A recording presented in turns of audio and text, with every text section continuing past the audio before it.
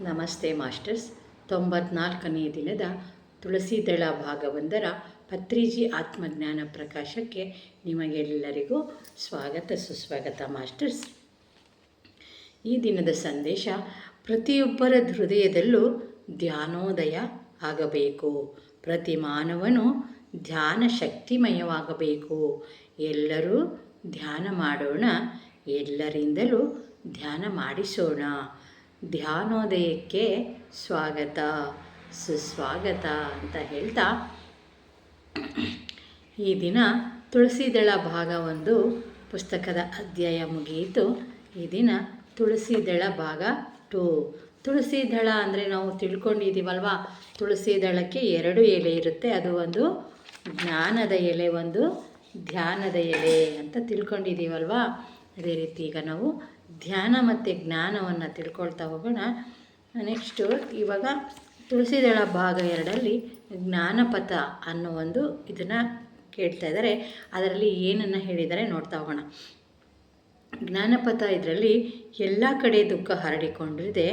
ಇದು ಮೊದಲನೆಯ ಸತ್ಯ. ದುಃಖ ಎಂಬುದು ತೃಷ್ಣೆಯಿಂದಲೇ ಸಂಭವ. ಇದು 2ನೇ ಆರ್ಯ ಸತ್ಯ. ನೋಡ್ರಿ, ಅಲ್ಲಿ 2ದಲ್ಲ, ಜ್ಞಾನ ಧ್ಯಾನ ಮೊದಲನೇ ಭಾಗ. ಇಲ್ಲಿ 2ನೇ ಭಾಗದಲ್ಲಿ ಮೊದಲನೇ ಎಲೆ ಎಲ್ಲ ಕಡೆ ದುಃಖವನ್ನು ಹರಡಿಕೊಂಡಿದೆ. 2ನೇ ಎಲೆ ದುಃಖ ಎಂಬುದು ತೃಷ್ಣೆಯಿಂದಲೇ ಸಂಭವಿಸುತ್ತೆ ಅಂತ. ಇದು 2ನೇ ಆರ್ಯ ಸತ್ಯ.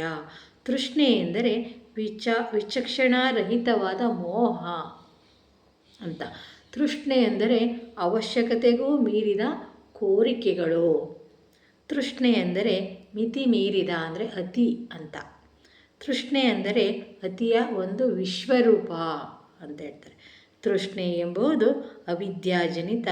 ಇದು 3ನೇ ಸತ್ಯ.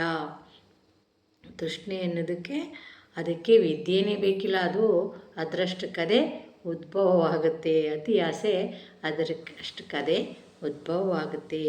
ಆಧ್ಯಾತ್ಮಿಕ ವಿದ್ಯೆಯ ಅಭಾವವನ್ನೇ ಅವಿದ್ಯೆ ಅಂತೀವಿ.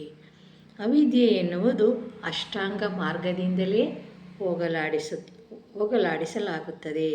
ಇದು 4ನೆಯ ಆರ್ಯ ಸತ್ಯ. ಅಷ್ಟಾಂಗ ಮಾರ್ಗ ಅಂದರೆ ಸರಿಯಾದ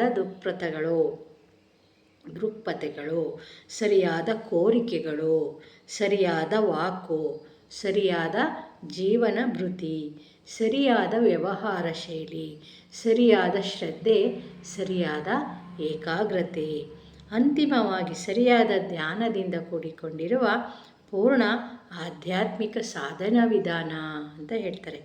ಪ್ರಕೃತಿ ಎನ್ನುವುದು ಸದಾ ಎಲ್ಲ ಕಾಲದಲ್ಲೂ ವಿರಾಜಿಸುತ್ತದೆ.